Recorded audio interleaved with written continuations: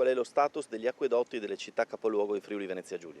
Bene, nella città capoluogo non c'è al momento una criticità, valgono sempre le regole di buon senso, quindi non sprecare l'acqua in maniera appunto sconsiderata e quindi utilizzando quelle che sono le normali regole di buon utilizzo dell'acqua urbana. Quindi da questo punto di vista problemi al momento non ce ne sono. Così l'assessore regionale all'ambiente Fabio Scocimarro sulla situazione siccità in Friuli Venezia Giulia. Nessun problema agli acquedotti delle città capoluogo, un dato che emerge alla vigilia dell'incontro dell'osservatorio delle autorità di bacino, in cui i tecnici competenti sotto il coordinamento dell'ARPA faranno il punto della situazione sullo stato di fiumi, bacini e approvvigionamenti di acqua. E proprio in questo senso a preoccupare è la situazione del tagliamento e del bacino di Sauris, per cui non è stato possibile il completo riempimento durante l'inverno.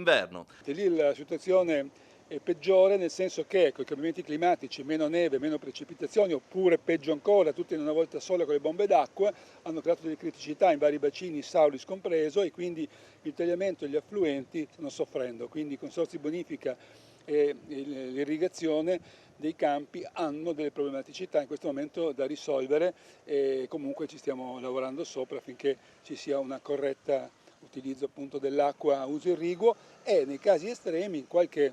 poche peraltro malghe o case isolate della montagna, è intervenuta la protezione civile portando l'acqua con le autobotti. Una delle sfide più grandi sul fronte della riduzione della dispersione d'acqua è quella legata alla riduzione delle perdite dai 50.000 pozzi artesiani presenti in regione, un nodo critico per cui l'amministrazione ha già emesso un'ordinanza specifica indirizzata ai sindaci del territorio. Bisogna appellarsi al senso civico degli abitanti e dei proprietari di questi pozzi artesiani che buttano l'acqua fuori in continuo, 1 miliardo di metri cubi di acqua all'anno, il 20% del fabbisogno di tutta Italia, come l'Isonzo quasi in piena. Quindi noi abbiamo fatto una legge, diamo un contributo al 100%, sono poche decine, al massimo 100-200 euro, ma esagerando, permettono una riduzione in maniera che le falde che sono da millenni sotto il terreno non vengano prosciugate.